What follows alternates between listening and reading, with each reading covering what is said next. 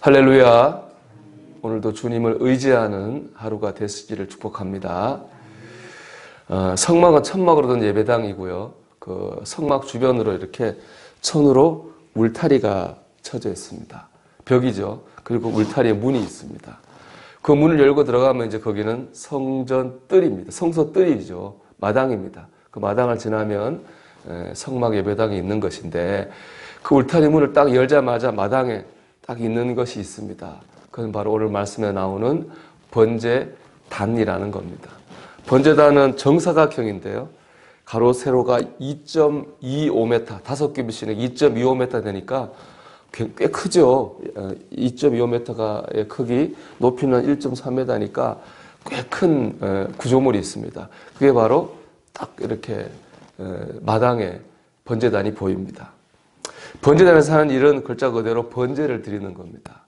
번제는 뭐냐 하면 나의 죄를 위해 대신 죽어줄 희생 제물을 불로 태워가지고 하나님께 제사 드리는 방법이 바로 번제입니다. 그 당시 예배 순서를 보면 이렇습니다. 여러분도 이제 아침 예배 드리러 왔는데, 그 당시 예배 순서를 보면 어떤 사람이 하나님을 예배하러 옵니다. 항상 그저 오지 않고 소나 양이나 염소나 비둘기 같은 제물을 가지고 이제 성막 예배당에 옵니다. 와서 제일 먼저 할 일은 뭐냐? 그가 하는 일은 자기가 가지고 제물 위에 손을 올리고 자신의 죄를 자복합니다. 그럼 이 죄가 어디로 옮겨가느냐? 그 소나 양이나 염소나 비둘기나 그 제물에게 내 죄가 옮겨가게 됩니다. 그래서 죄의 전가라고 하죠. 그 다음 할 일은 뭐냐? 그 제물을 내가 직접 죽이는 일입니다. 그 당시에 뭐 지금처럼 칼이 잘 되는 시대도 아니잖아요. 석기, 청동기 이런 식인데, 이걸로 양이나 소 어떻게 잘 죽겠습니까?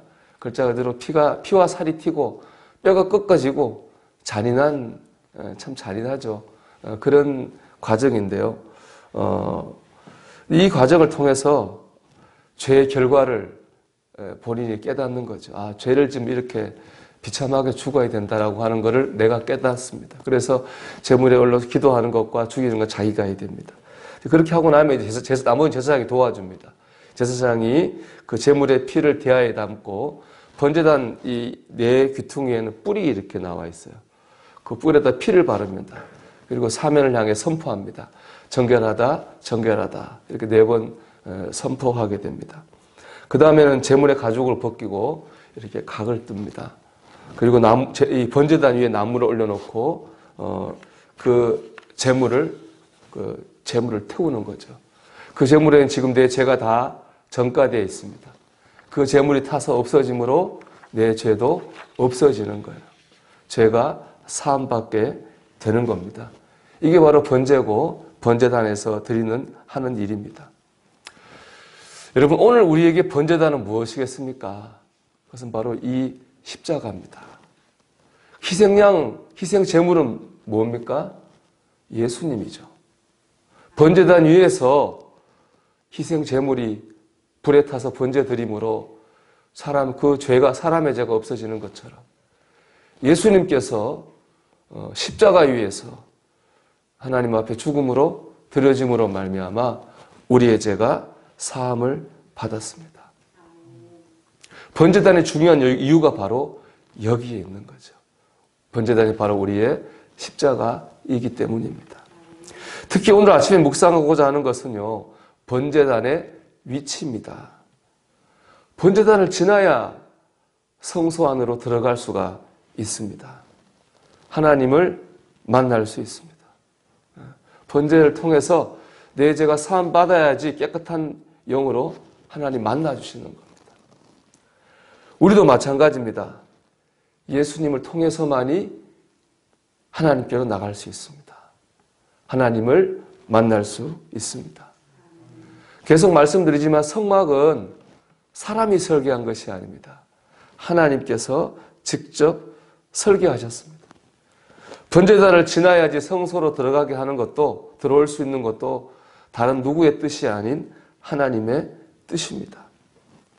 예수님을 통해서만이 하나님을 만날 수 있게 하신 것도 하나님의 뜻입니다. 종교 다원주의자들은 등산을 비유로 들어 말하죠. 산에는 산 꼭대기가 하나인데 그 정상을 향해 올라가는 길은 여러 아니겠어요? 그러니까 우리가 하나님께 구원받는 길은 하나일지 모르지만, 구원받는 정상은 하나일지 모르지만 길은 여럿이 있지 않겠느냐고 그렇게 말합니다. 일견 그럴듯해 또 보입니다. 산이 그러니까. 하지만 그것은 사람의 생각일 뿐입니다. 하나님의 생각은 달라요. 하나님의 생각은 오직 번제단을 통해서 하나님 계신 성소로 들어올 수 있는 것처럼 예수님을 통해서만이 우리가 하나님께로 나아갈 수 있게 만드셨습니다. 그렇기 때문에 예수님 믿는 걸 제외한 다른 모든 노력은 헛될 수밖에 없습니다. 주님께서도 분명히 말씀하셨습니다.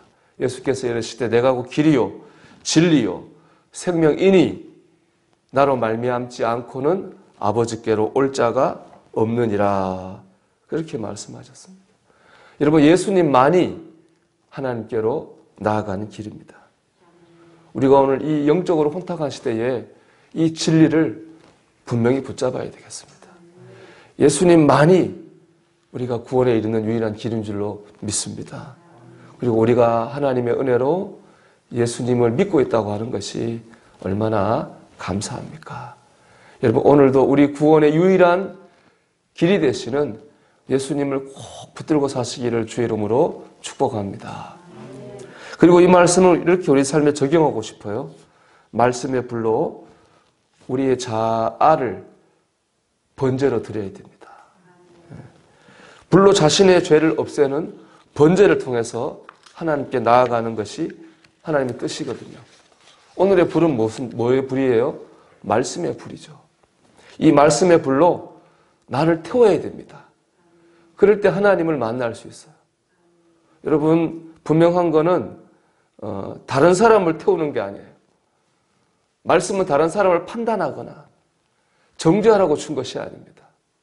말씀은 나를 태워 나를 정결하게 만들라고 주신 도구입니다. 우리가 말씀을 통해 내 안에 있는 죄를 깨닫고 나의 교만과 나의 욕망을 깨닫고 나를 정결하게 할 때 하나님께서 우리를 찾아오실 것이고 만나실 줄 믿습니다. 여러분, 그럴 때 우리가 일상 속에서 우리가 하나님 말씀 묵상한 이유가 여기 있습니다. 우리 말씀 묵상을 왜 합니까? 지식으로 하나요? 그렇지 않아요.